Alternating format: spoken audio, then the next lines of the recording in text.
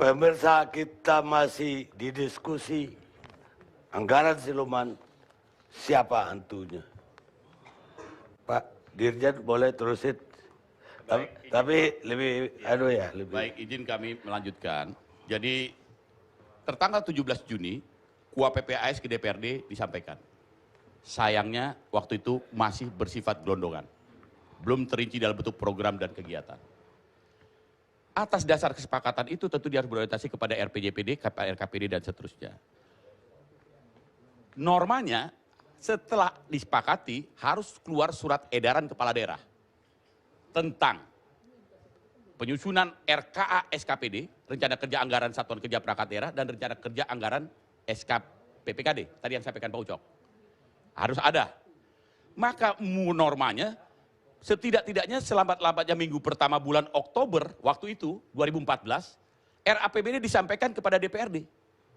Tapi DPRD waktu itu belum terbentuk karena tidak ada pimpinan, tidak ada kelengkapan dewan. Maka terkendalalah yang namanya APBD yang seharusnya dibahas 60 hari antara komisi dengan mitra. Itu normanya. Sekarang apa yang kita temukan dalam realita? Dalam realita ternyata 13 November baru revisi KUA PPAS ke DPRD. 9 Januari MOU baru ditandatangani.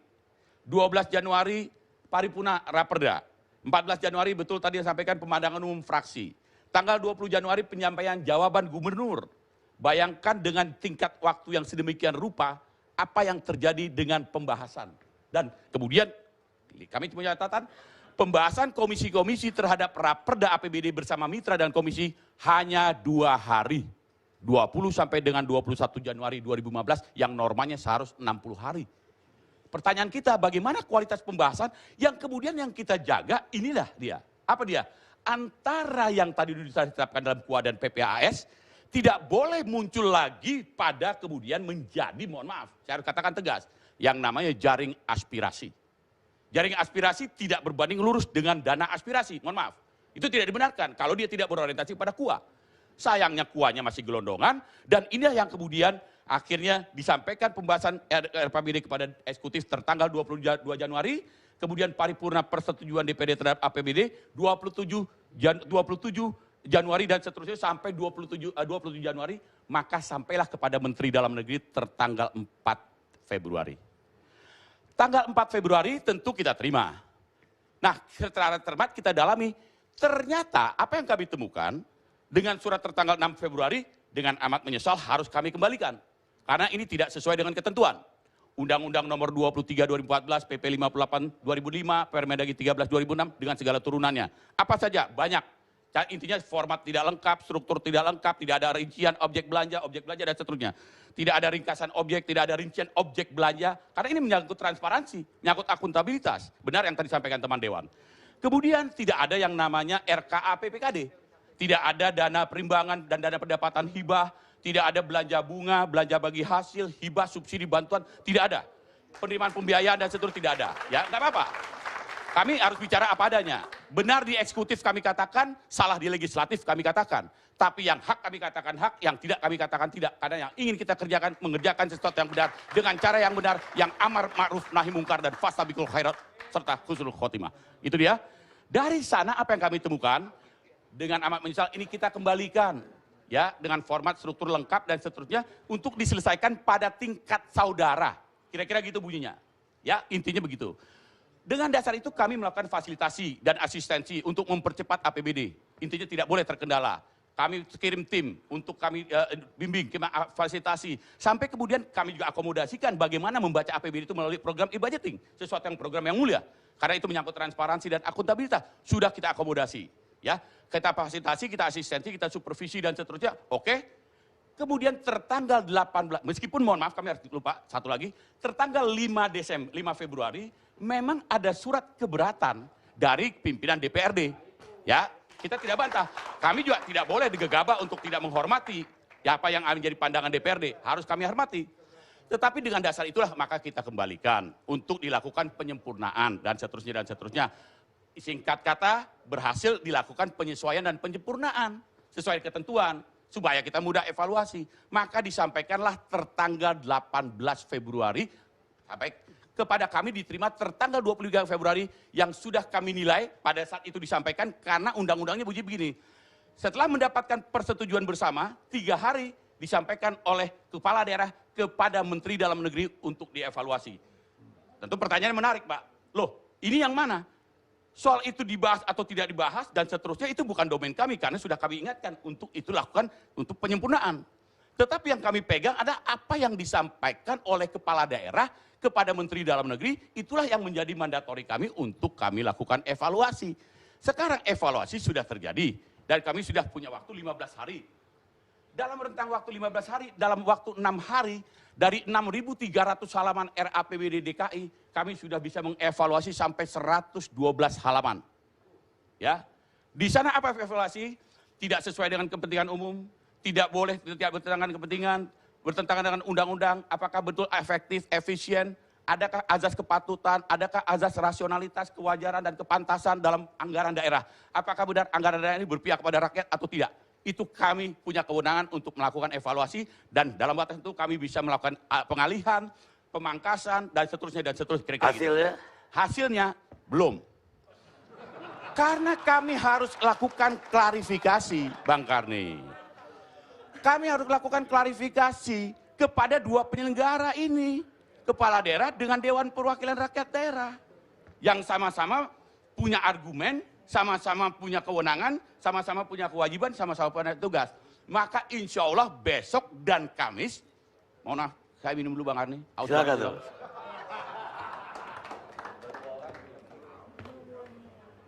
Jadi harus kami lakukan klarifikasi melalui evaluasi. Mari kita manfaatkan proses klarifikasi itu antara kepala daerah dengan Dewan Perwakilan Rakyat Daerah terhadap poin-poin dan substansi yang menjadi catatan evaluasi Mendagri.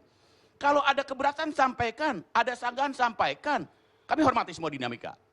Tetapi tentu harus ada keputusan. Artinya setelah kami fasilitasi, kami mediasi, harus ada penyelesaian yang nanti kami punya waktu 15 hari untuk melakukan evaluasi Bang Karni.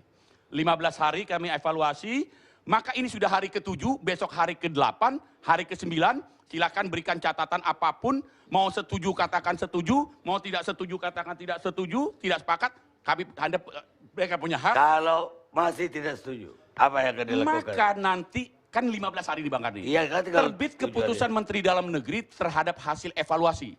Yang ruangnya nanti masih memberikan kesempatan kepada mereka berdua selama 7 hari untuk melakukan penyesuaian dan penyempurnaan atas hasil catatan koreksi Menteri Dalam Negeri. Ruang mereka. Bahas bersama Badan Anggaran, wajib. Tidak perlu disedang paripurnakan, wajib. Nanti kalau toh ternyata kemudian mereka tidak sepakat, maka Menteri Dalam Negeri berdasarkan undang-undang punya kewenangan untuk mencarikan solusi di mana tidak boleh Pemda DKI tidak punya APBD. Karena kepastian pelayanan publik harus kita dahulukan, kepentingan publik pakai harus anggaran pakai pagu anggaran tahun sebelumnya. Baik, Bang Karni. cukup Pak Dirjen. Terima kasih. Sekarang kasih Pak Sutioso.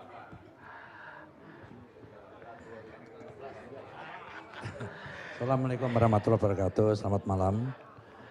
Pak Karni, saya terima kasih ya diundang. Dengan asumsi saya diundang ini adalah sebagai seorang senior. Iya. Ya. Saya menjadi gubernur 18 tahun lalu. Saya berkumpul dengan teman-teman dewan 10 tahun lamanya. Barangkali itulah yang akan saya sampaikan nanti.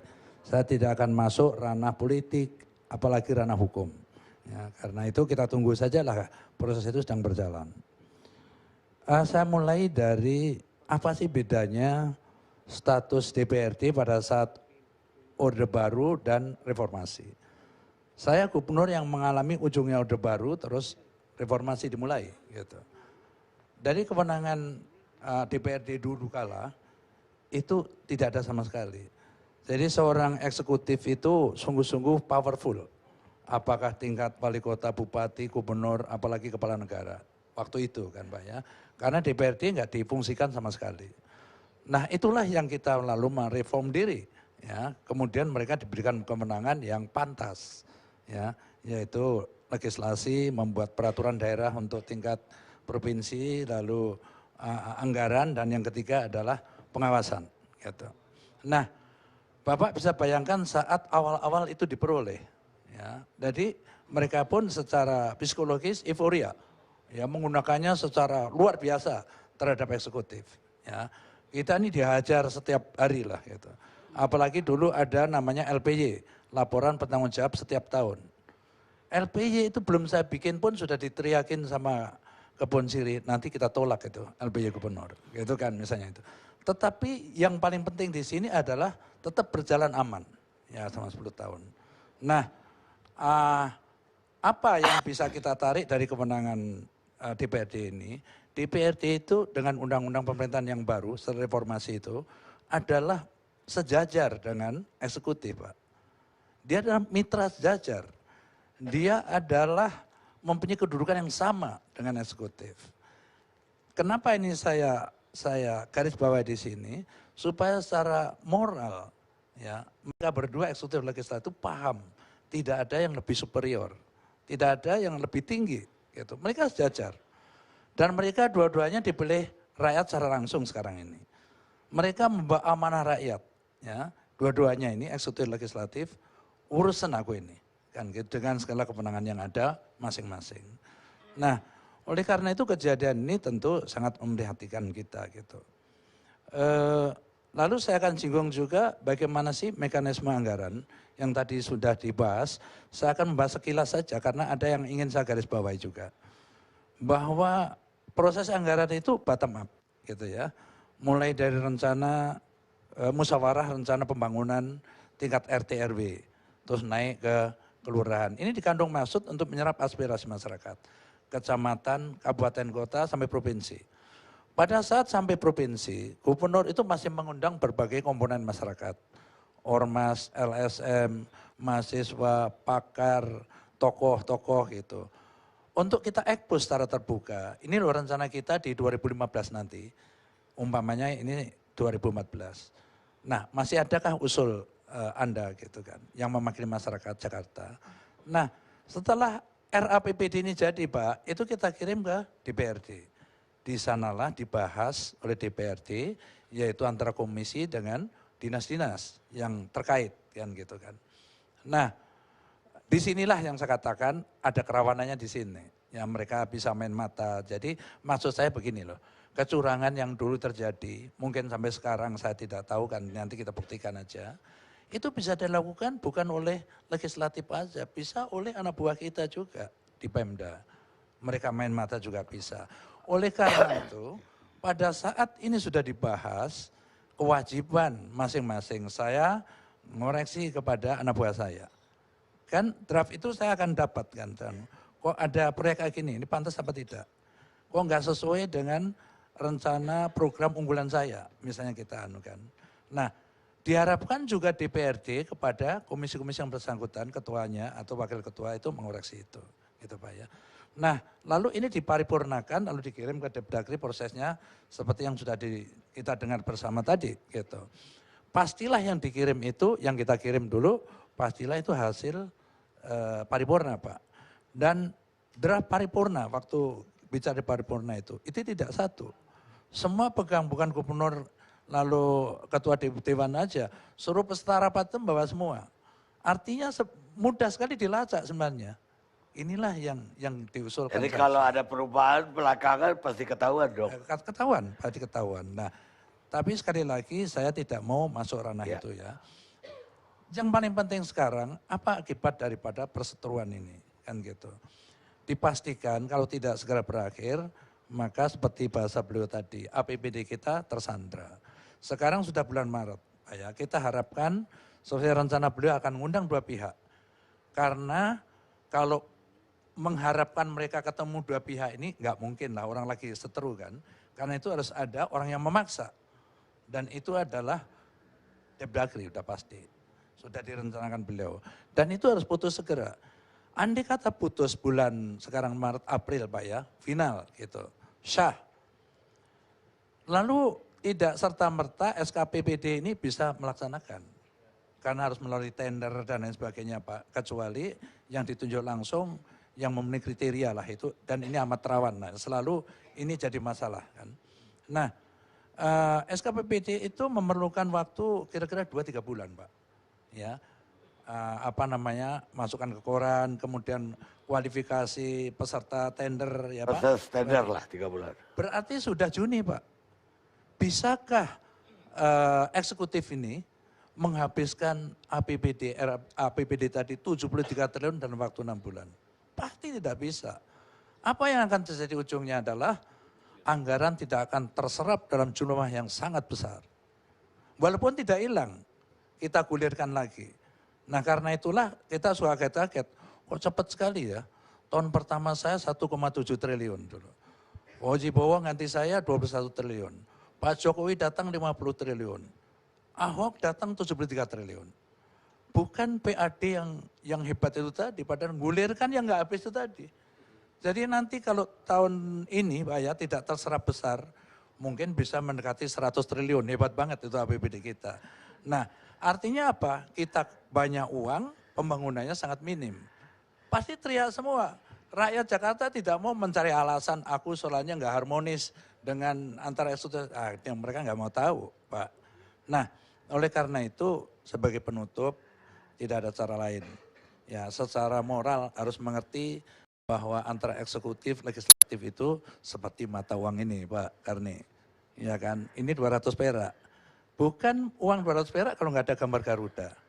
Bukan 200 perak kalau nggak ada tulisan 200 rupiah. Sama dengan pemerintah daerah. Itu bukan pemerintah daerah kalau nggak ada eksekutif. Tidak pemerintah daerah kalau nggak ada legislatif. Mereka harus paham. Mereka harus setiap kali rangkulan. Bukan kompromi untuk dirinya atau kelompoknya. Tetapi dengan jiwa dan semangat musyawarah untuk mufakat. Tidak ada sesuatu yang tidak bisa kita selesaikan, Pak. Gitu, Pak ya. Jadi ini adalah sebagai pesan ya seorang senior kepada adik-adik saya, apakah itu di eksekutif maupun legislatif. Ya. Bahwa kita membawa mandat dari rakyat yang harus kita pertanggungjawabkan. Mereka tidak mau mencari alasan apapun sehingga nggak terurus. Dan ini tidak boleh berlanjut. Ini adalah pelajaran dan terakhir. Untuk tahun berikutnya mereka harus selalu damai. Dalam arti yang positif, bukan damai untuk kompromi memperkaya diri. Terima kasih Pak Karni. Baik, baik Bang Yos. Sekarang Egi deh. Terima kasih Datuk Karni Ilyas. Sebetulnya saya makin takut kalau dipanggil ke ILC ini karena makin lama itu makin berat. Kita harus menemukan hantu malam ini, ya kan? Dan tadi sudah diawali oleh senior kita, Babe, yang mulai dengan pengantar soal tapekong dapur dan lain segala macam. Jadi makin lama ini makin berat. Tapi kalau boleh sedikit saja ke bagian komunikasi, walaupun karena banyak sekali yang bilang ini bukan persoalan hukum, ini lebih pada persoalan komunikasi dan lain-lain. Nah kalau secara sekilas, ini kelihatannya ya dari apa yang dijelaskan tadi, sayang Pak Ahok tidak hadir ya. Kalau Pak Ahok hadir kita dapat informasi tangan pertama. Ini kelihatan seperti orang yang mula-mula sedang marah-marah, lalu mesra sekali pacaran, lalu tiba-tiba marah-marah lagi dengan sangat dahsyatnya begitu ya. Nah itu yang kita tidak tahu gitu. Nah marah-marah yang belakangan ini dahsyat sekali. Sampai sempat melihat-lihat penjara dan bilang penjara cukup luas loh buat teman-teman DPRD ini gitu ya. Sudah lama juga kita nggak bayangkan DPRD masuk penjara rame-rame kan, sudah agak lama itu peristiwa sebelumnya gitu. Nah sementara pada malam ini kita lihat Pak Haji Lulung ini yang biasanya saya bayangkan Pak Haji Lulung ini kan gagah perkasa ini ya. Tiba-tiba dia bisa bilang dengan agak memelas bahwa kami ditipu katanya. Itu ya coba bayangkan ya. Sementara Pak Ahok antara lain bilang DPRD ditipu gitu. Jadi DPRD ini penipu kayak kira begitu ya. Jadi malam ini kita seperti sedang membahas penipu yang tertipu kayak kira begitu ya. Jadi ini ada masalah loh ini. Maksud saya, nah sekarang kita balik. Yang pertama berkali-kali dibilang soal e-budgeting ini ya. Dalam bayangan kami untuk komunikasi, e-budgeting itu adalah kolom-kolom yang tadi sebetulnya sudah banyak dibahas, yang pasti menyediakan juga di sebelah kanannya itu ya, kesempatan untuk diskusi. Jadi walaupun itu untuk menjamin transparansi, pada bagian tertentu misalnya dia tadi disebut jaring aspirasi. Ya kan, Sudin menanyakan siapa yang butuh alat apa, atau yang butuh melaporkan kepada Sudin ke SKPD dan selanjutnya sampai dibahas di DPR. Bahkan menurut saya ketika pembahasan di DPR pun mestinya ada kolom tertentu yang bisa untuk ya menjadi bahan diskusi antara DPR dengan gubernur atau dengan eksekutif. Saya nggak bisa bayangkan loh, Ucok tadi mulai menceritakan apa yang terjadi. Bagaimana legislatif DPRD dengan gubernur, misalnya hanya menetapkan secara gelondongan, tapi di dalam otaknya masing-masing itu bisa berpikir tentang satuan yang berbeda dengan angka yang berbeda-beda. Lalu mereka sepakat lagi. Wah, itu dahsyat. Belum ada ilmu komunikasinya itu ya. Jadi orang masing-masing ngebayangkan ini nanti kira-kira 330 miliar. Yang satu ngebayangkan, oh seluruh kecamatan dapat. Seluruh sekolah dapat. Yang satu ngebayangkan, enggak. Cuma 55 lah. Dengan harga 6 miliar misalnya. Itu saya nggak bisa bayangkan. Ilmu itu bisa bersatu sampai akhirnya muncul angka yang dikirimkan ke misalnya ke Kementerian Dalam Negeri. Nah, pada bagian lain, malam ini saya harus mengakui bahwa saya pada waktu datang saya agak bias. Saya itu pengagum Ahok, ya. Saya bilang saya agak bias. Kenapa? Karena menurut saya Ahok ini punya banyak kekuatan. Yang pertama, kredibilitas. Saya sering menganggap Ahok itu sebagai bapak pembuktian terbalik. Dia kalau datang malam ini, dia pasti bilang sama kita semua, apalagi kepada teman-teman DPRD, lu orang ya, mau lawan-lawan gua ya, lu orang tunjukkan dulu, uang lu asalnya dari mana, berapa pajak lu, dan bagaimana cara memperolehnya gitu. Baru lu lawan gua misalnya ya. Jadi sudah terbentuk di tengah masyarakat kita bahwa ini adalah bapak pembuktian terbalik dengan kredibilitasnya, lalu ditambah dengan prestasinya, kemudian disebut-sebut sebagai tokoh kebinekaan. Nah, kelemahan teman-teman di DPRD ini, walaupun tadi penjelasannya ditambah dengan penjelasan dari Kementerian Dalam Negeri, menurut saya logis sekali. Agak merubah konstelasi saya ya tentang apa yang sedang terjadi di DPRD DKI dengan APBD kita pada saat ini. Agak merubah konstelasi saya. Tapi ketika ini sampai misalnya ke media sosial ataupun misalnya media arus utama kita, teman-teman DPRD ini kalah terus, kalah. Bahkan tidak sedikit akademisi misalnya yang muncul langsung mengatakan, ayo kita bela gubernur kita dari, Bapak tuh istilahnya sekarang pembegal. Iya kan, begal-begal APBD, kayak kira begitu loh. Bapak dapat istilah baru lagi loh Pak, begal APBD misalnya gitu. Nah kalau begitu bagaimana menyelesaikannya? Saya agak kurang setuju kalau misalnya kita langsung membuat keputusan malam ini, tanpa tadi ya, kita dengar secara detail apa yang sudah disampaikan oleh Bapak Dirjen Anggaran Keuangan Daerah itu, dikaitkan dengan apa yang mau kita tempuh.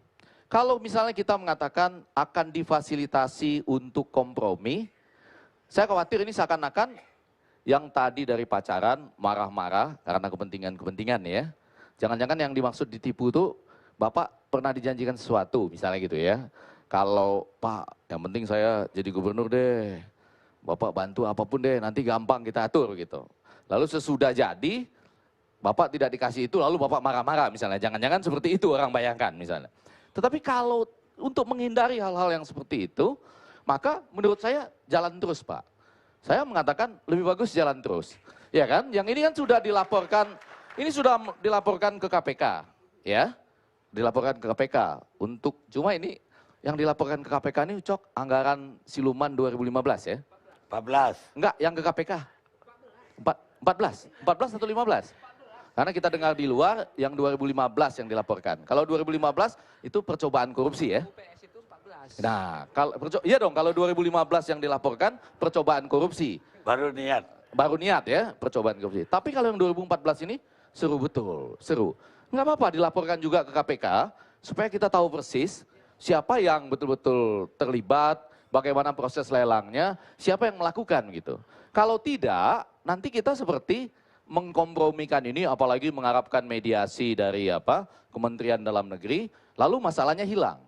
Padahal Bang Kardi kalau dalam acara-acara ini mencari tahu siapa hantunya ini, kan sering terjadi begitu kan, orang dibiarkan menunjukkan adu nyalinya, lalu nanti siapa yang takut melambai, menyerah gitu ya. Nah kita lihat teman-teman Nasdem sudah melambai ini ya, itu udah mulai melambai, menyerah gitu ya. Nanti kita lihat fraksi mana lagi yang melambai menyerah misalnya. Tapi dengan alasan masing-masing.